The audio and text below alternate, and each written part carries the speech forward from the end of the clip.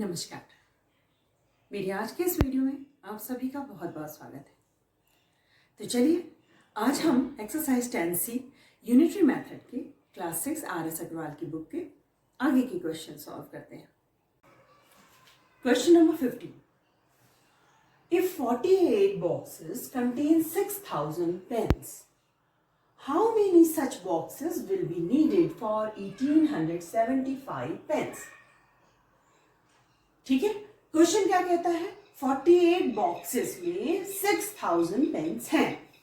ठीक है, तो how many such boxes will be needed for 1875 pens, यानी 1875 पेन रखने के लिए आपको कितने बॉक्स की जरूरत पड़ेगी, ये निकालना है।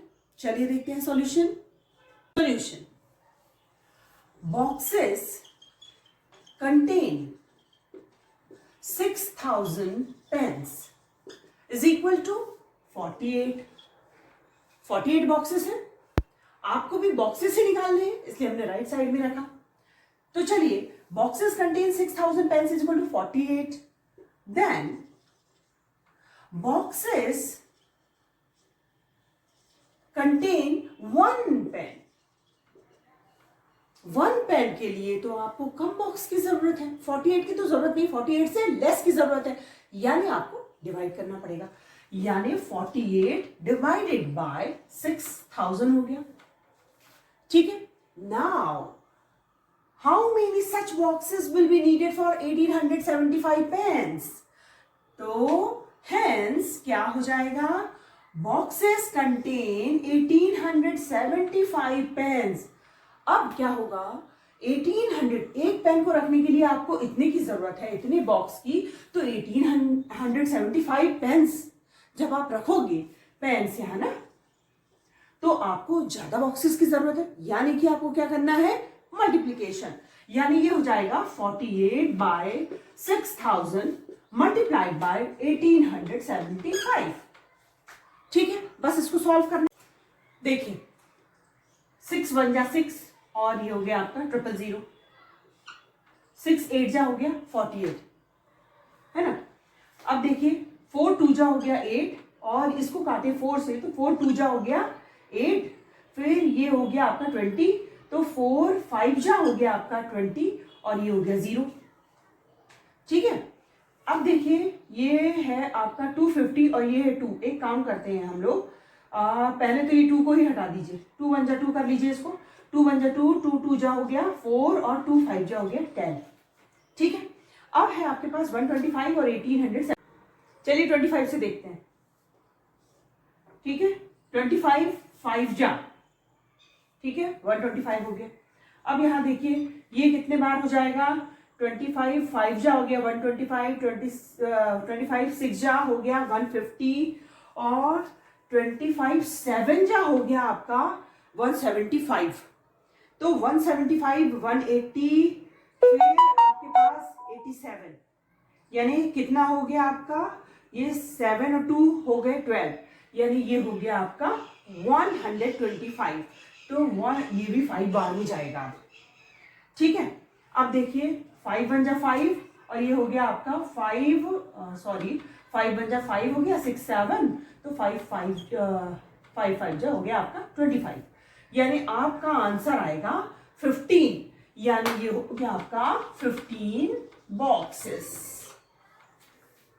ठीक है, question number 16। 24 workers can build a wall in 15 days. How many days will 9 workers take to build a similar wall? Solution. 24 workers can build a wall in 15 days, है ना। आपको डेज ही निकालना है, तो डेज हम राइट साइड में रखेंगे। तो यहां पे क्या हो जाएगा? देन 1 वर्कर, यदि 1 वर्कर होगा तो can build a wall in, 1 worker को तो ज्यादा दिन लगेंगे ना, है ना। आपको यहाँ पर मोर डेज लगेंगे, यानी आपको मल्टीप्लाई करना होगा 15 मल्टीप्लाइड बाई 24 डेज लगेंगे वन वर्कर को उस बॉल को बनाने में। ठीक है, सिमिलरली क्या हो जाएगा, आपको 9 वर्कर है तो कितना लगेगा, तो then hence 9 workers can build a wall in. अब एक जो है आपका 1 वर्कर है वो इतने दिन में बनाता है, तो 9, यदि 9 लोग होंगे तो कम दिन लगेगा ना। अब 1 के आप यदि 1 से कंपेयर कर रहे हो तो 9 को तो अब कम डेज में बन जाएगा, यानी कि 15 इंटू 24 से डिवाइड कर दीजिए इस 9 को, आपके डेज निकल जाएंगे। देखिए क्या करिए, 3 3 जा हो गया, 3 5 जा हो गया, फिर 3 8 जा हो गया, दैट मीन्स 8 5 जा 40 डेज। ये आपका आंसर होगा, यानी 9 workers can build a same wall in 40 days. Okay, question number 17, 40 men can finish a piece of work in 26 days. How many men will be needed to finish it in 16 days? Solution: 40 men can finish a piece of work in 26 days. है ना, आपको यहाँ पर men निकालने हैं 16 days में एक काम को कंप्लीट करने में कितने मैन चाहिए, ये निकालना है आपको, है ना, मैन निकालना है। राइट साइड में आपको लिखना होगा उसको। तो यहाँ पर देखिए प्रॉब्लम ऐसे क्वेश्चंस में सिर्फ जाती है राइटिंग में, बाकी तो जो क्वेश्चन होता है वो बहुत ही इजीली सॉल्व हो जाता है। ठीक है, तो देखिए इसकी राइटिंग कैसी होगी, यानी कि इसको हम लिखेंगे कैसे, ये हो जाएगा to finish a piece of work in 26 days. 40 men can finish. So to finish a piece of work in 26 days, men required is equal to 40. है ना, to finish a piece of work in 26 days, man required 40. तो to finish a piece of work in 1 day, आपको यदि इसी काम को 1 day में finish करना है तो man required, कितने मैन की जरूरत होगी आपको? नेचुरल सी बात है, एक दिन में कंप्लीट करना है तो बहुत सारे आदमी चाहिए, यानी एटलीस्ट 40 से तो ज्यादा चाहिए। यानी क्या हो जाएगा, 40 इंटू 26, 40 इंटू 26 मैन चाहिए। हेंस आपको जो निकालना क्या है कि to finish it in 16 days. तो to finish a piece of work in 16 days, men required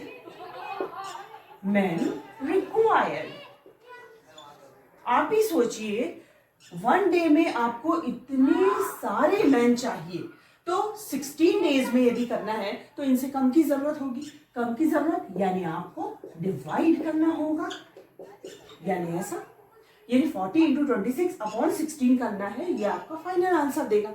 solve कर दीजिए इसे, ये 4 10 जा हो गया, 4 4 जा हो गया, 2 2 जा हो गया, 2 5 जा कर दीजिए इसको, अगेन 2 और ये आपका 13 2 जा 26, तो 35 जा आपका 65 मैन, ये आंसर आ रहा है। ठीक है, ये देखिए आपको पता चल गया कि 40 man can finish a piece of work in 26 days.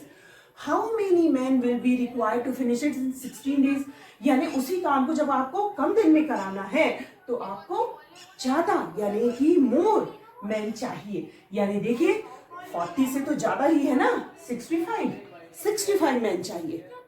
Okay, question number 18, in an army camp there were provisions for 550 men for 28 days, but 700 men attended the camp.